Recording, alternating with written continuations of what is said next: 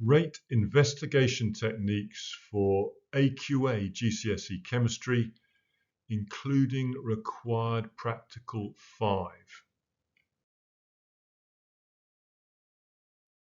You are required to have ideas about experimental design, and then 3 data collection techniques: a change in mass, and for required practical 5, collection of the volume of a product gas, and change in turbidity or cloudiness, the disappearing cross experiment.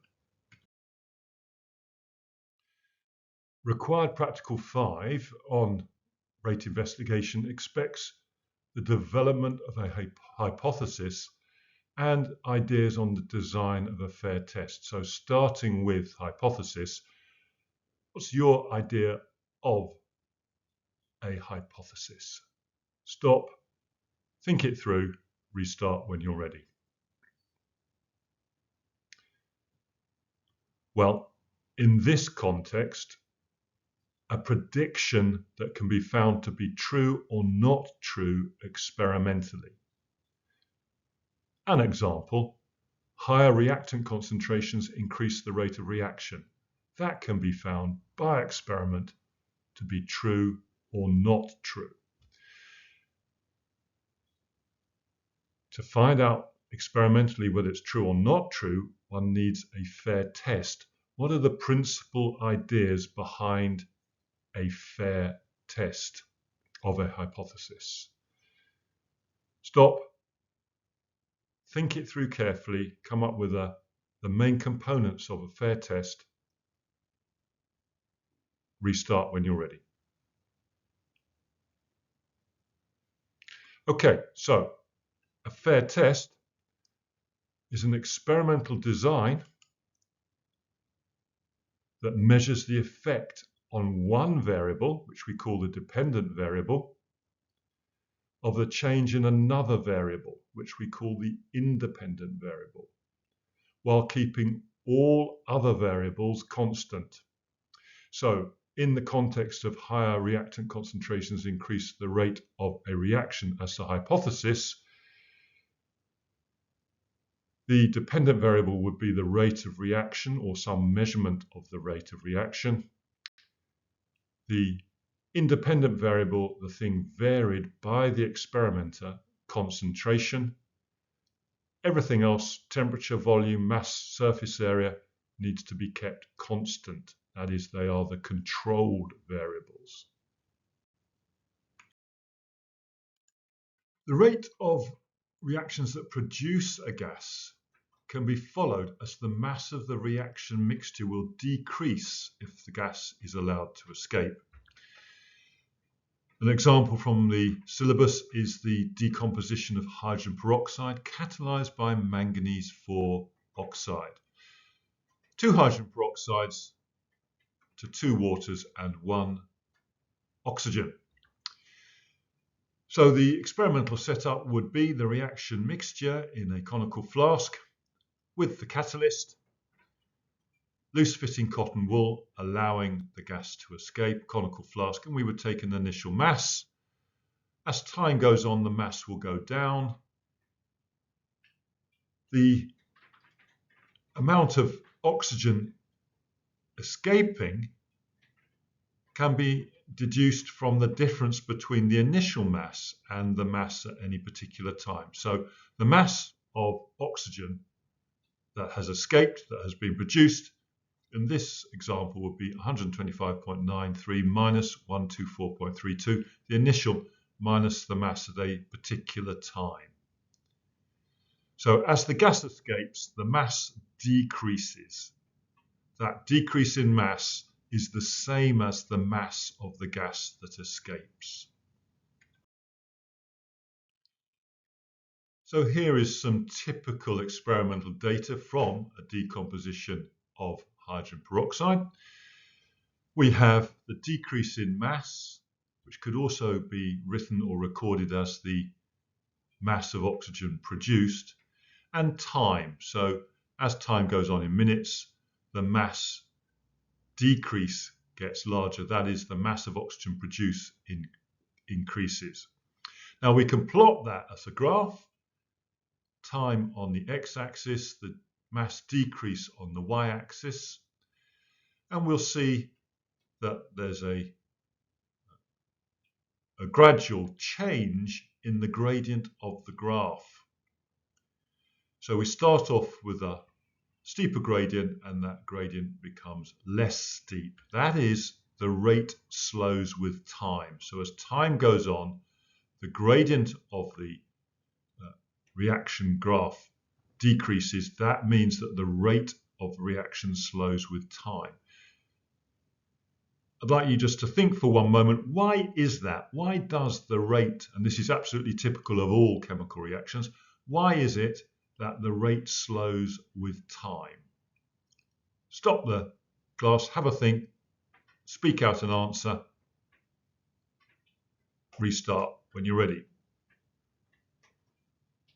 Okay, so, well, the reason that the rate slows is the concentration of the reactant, in this case the hydrogen peroxide, is decreasing with time. So as the concentration decreases, rate of reaction will decrease. So we see that in the gradient of the curve of the reaction data at various points as time progresses.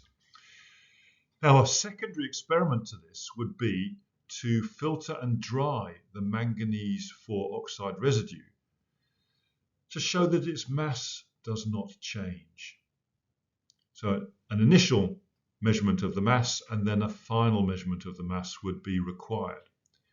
What does that tell you about manganese 4 oxide? It tells you that manganese 4 oxide is a catalyst. It is not used up in the reaction. In other words, it is not a reactant. Measuring the volume of a product gas. So we can follow the rate of a reaction for producing a gas by collecting and measuring the volume of gas at regular time intervals. So the reaction of magnesium ribbon with an excess of dilute hydrochloric acid, for instance, would produce hydrogen gas. So we set up with a gas syringe, a sealed conical flask. We need to make sure that the initial reading on the gas syringe is 0 and that we start the timer at the moment that the magnesium coil is added to the dilute acid. If we record the volume of gas collected every 10 seconds, then we will see that the plunger of the gas syringe will move backwards and we can take some accurate readings of the volume of gas against time. Again, maybe every 10 seconds, it may be more, depending on the rate of reaction. Now, a typical plot of the data might look like this, where we've got time in seconds against the volume of gas collected. A maximum is reached when all of the magnesium has reacted. So I'm assuming here that we have an excess of acid. So all the magnesium has reacted so that at a certain point, after 80 seconds, the volume of gas collected no longer increases. That is, the reaction has ended. All the magnesium has reacted. So we would say that the reaction has finished or ended at 80 seconds. The gradient of this curve after 80 seconds is 0. That means there is no reaction. Now, a second data set was collected with a higher concentration of dilute acid, but the same size magnesium strip. Could you sketch the shape of the data graph that you would expect to obtain? Stop, restart when you're ready.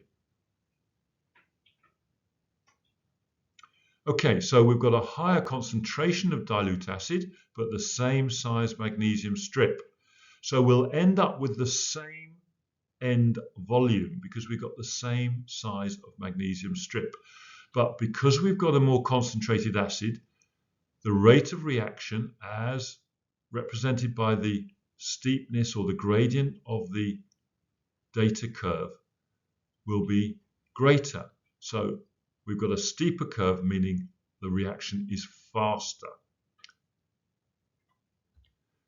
The maximum volume is the same, but it is collected in less time. If you recall, with the first data set, it was 80 seconds.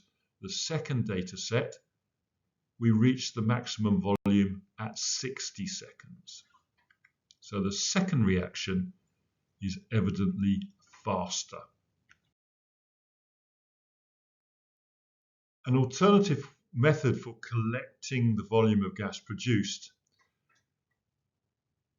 is by the downward displacement of water. So this gas being produced here, so we've got hydrogen peroxide and manganese dioxide, for example, producing oxygen gas. It's bubbling up and displacing water from the measuring cylinder, the inverted measuring cylinder. We can take the volume of gas collected against time and achieve the same sort of data set as previously shown. Now, the common errors, you should be aware that it's very important that the inverted measuring cylinder is full of water at the start. A common error is to start with some gas, some air in the cylinder. That will affect your results, of course, cause an inaccuracy. When you pour the liquid hydrogen peroxide or any other liquid reactant into the reaction vessel, the conical flask, you need to quickly replace the stopper, otherwise gas will be lost. All of the gas won't be transferred into the inverted measuring cylinder. So pour the liquid reactant into the flask and quickly replace the stopper. Parallax, you may have come across this as an idea in physics. We need to make sure that you're taking readings with your eye parallel to the gradations on the measuring cylinder. If you are taking readings at an angle rather than in parallel, then an error in those readings will occur. So avoid parallax errors in reading volumes. It's particularly true for this method, although it is of course also true for collecting gas in a gas syringe. The third technique, change in turbidity or cloudiness. You will recognize this reaction as the disappearing cross experiment. The reaction between aqueous sodium thiosulfate and dilute hydrochloric acid produces a cloudy precipitate of sulfur. The reaction mixture starts off at time 0 as being transparent, and you're looking through the reaction mixture at a cross that's placed underneath the reaction vessel or conical flask. As time goes on, the precipitate forms and obscures the cross from vision. The longer or the time it takes for that cross to disappear is a measure of the rate of reaction. It's quite simple to vary the concentration of the solutions, the thiosulfate or the hydrochloric acid, or the temperature. Can you think of a couple of examples of factors that have to be controlled, that is, kept the same between any series of experiments, for example, investigating the effect of temperature change on this reaction? What would need to be kept the same? Could you come up with 2 ideas? Come back to see mine when you are ready. Okay, so the position of the eye must be constant. If we're asking the observer to time for when the cross disappears, well, the position of the eye is a significant factor, so that must be consistently the same. The depth of this solution, in other words, the total volume of the reaction mixture, must be kept the same.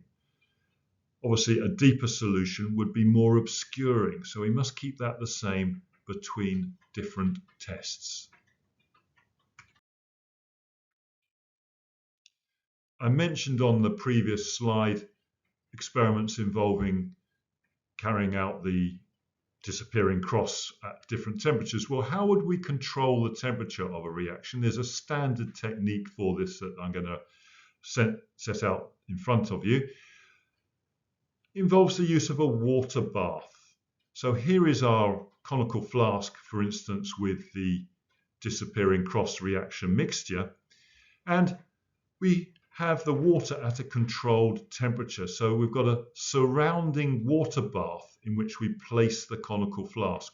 So hot water is added to the water bath, for instance from a kettle, to achieve a desired initial temperature. And of course, we need a thermometer to measure that temperature. Or an alternative is, rather than using water from a kettle, you could heat the water bath over a Bunsen. Bear in mind that a few minutes is needed for the reaction solutions inside the conical flask to reach the same temperature as the water in the water bath. So that's something to consider in writing a method. Now, a water bath is also used to keep the reaction